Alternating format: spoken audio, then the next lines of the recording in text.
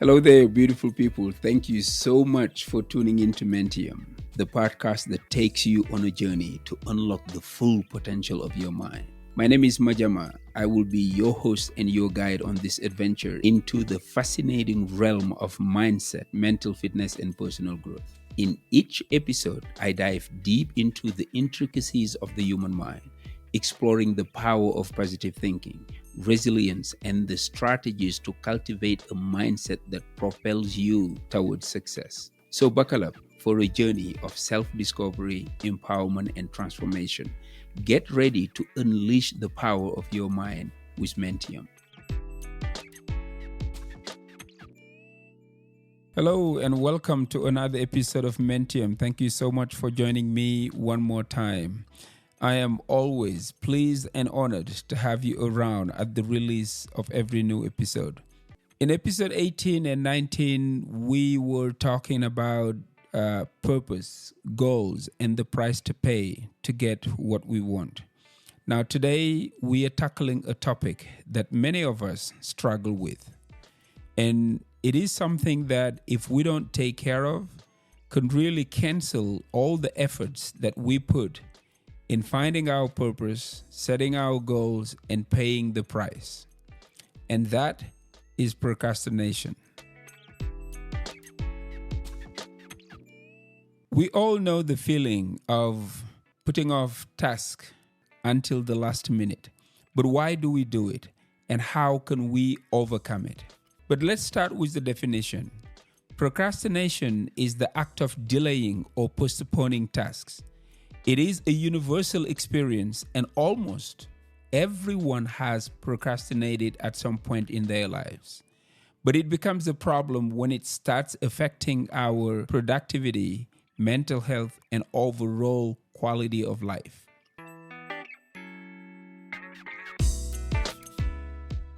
To understand how to combat procrastination, we first need to understand why we procrastinate. Psychologists have identified various drivers of procrastination, from low self-confidence to anxiety, a lack of structure, and simply an inability to motivate oneself to complete unpleasant tasks. Research has shown that procrastination is closely linked to rumination or becoming fixated on negative thoughts. But now let's talk about the types of procrastination. There are different ways to categorize procrastinators. Number one is passive procrastinators. These individuals delay tasks because they have trouble making decisions and acting on them. Number two is the active procrastinators.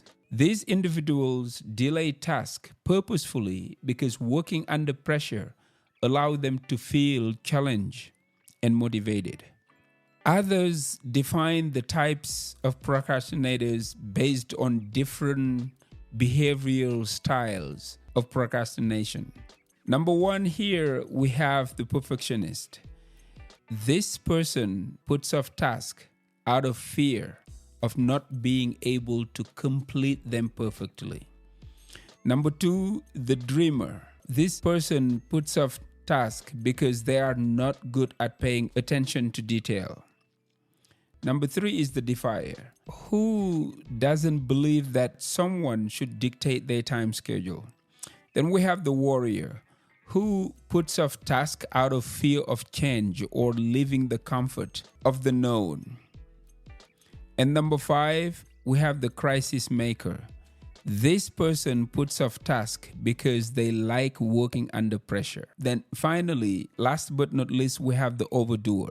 This person takes on too much and struggle finding time to start and complete tasks.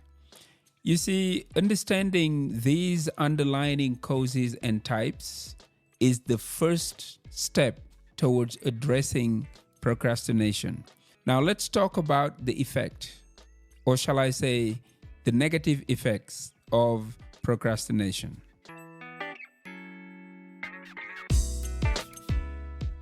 Procrastination becomes a more serious issue when it is chronic and begins to impact a person's daily life seriously. In such instances, it is not just a matter of poor time management skill anymore, but it is the major part of their lifestyle. Perhaps they pay their bills late, don't work on big project until the night before the deadline, delay gift shopping until the day before a birthday or a wedding. Unfortunately, this procrastination can have a serious impact on many life areas, including a person's mental health and social, professional, and financial well-being. The number one big effect really is high levels of stress and illness. If you procrastinate all the time, it might lead to increased stress, which can in turn lead to various health issues. The other big negative effects of procrastination is really the burden placed on social relationships. Friends, family, and colleagues may grow frustrated with the procrastinator's behavior, leading to strained relationship.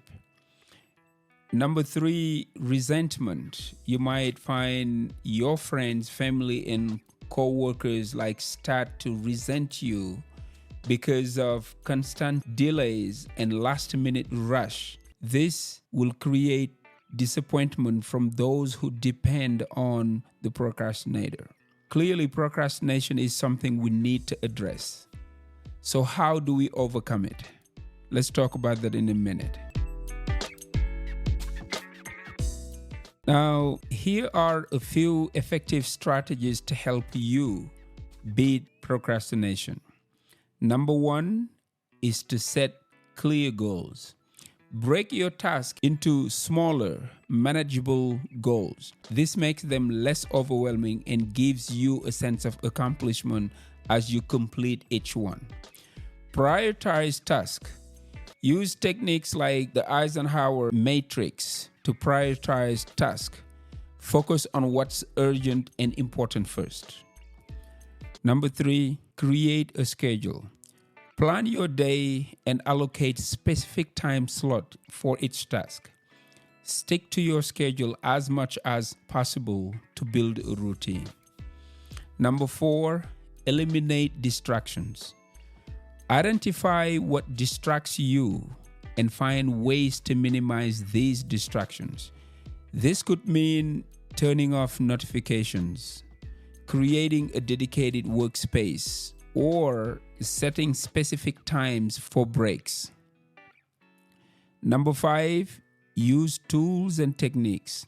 Tools like to-do lists, calendars, and apps like Trello or Asana can help you stay organized. Something like the Pomodoro technique can help you stay focused by breaking work into intervals with short breaks in between.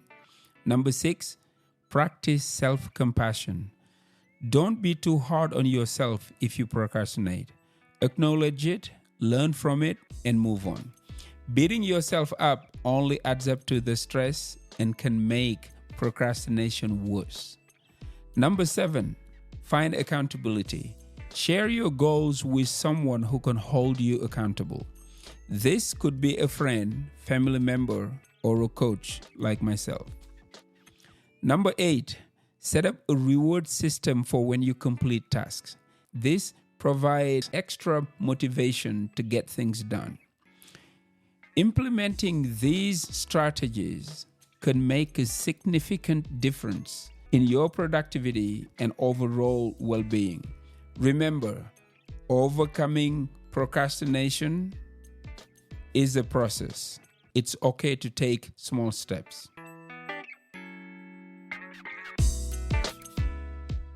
In my personal life, I can tell you that I do suffer from procrastination. But what has helped me is finding an accountability partner, because once I tell somebody that I am going to do something, I would like to follow through. So this has worked for me in the past, and it is still working for me now.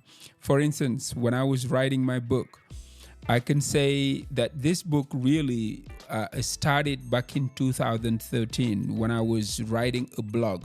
The idea was really to blog about the book. So I had so many articles written, but never really find the time to gather everything and make it out of a book. Until I was teaching public speaking, and then the students really were my accountability partner because they hold my feet to the fire, asking me every single week, where's the book, where's the book, where's the book? And finally, because they were willing to hold me accountable, I was able to finish my book.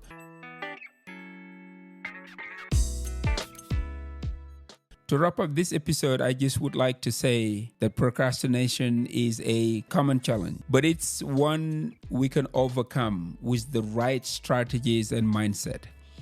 Remember to set clear goals, prioritize your task, create a schedule, eliminate distractions, but also use tools and techniques. But please do not forget to practice self-compassion. Find accountability and reward yourself for your efforts. Thank you so much for joining me today on the Mentium podcast. I hope you found these insights and strategies helpful. If you enjoyed this episode, please subscribe, follow, rate, and leave a review wherever you are listening this from. But also, do not forget to share it with anyone who might benefit from it. Until next time, stay focused, stay productive, and keep working towards your dream life. Take care of yourself and your loved ones. Peace.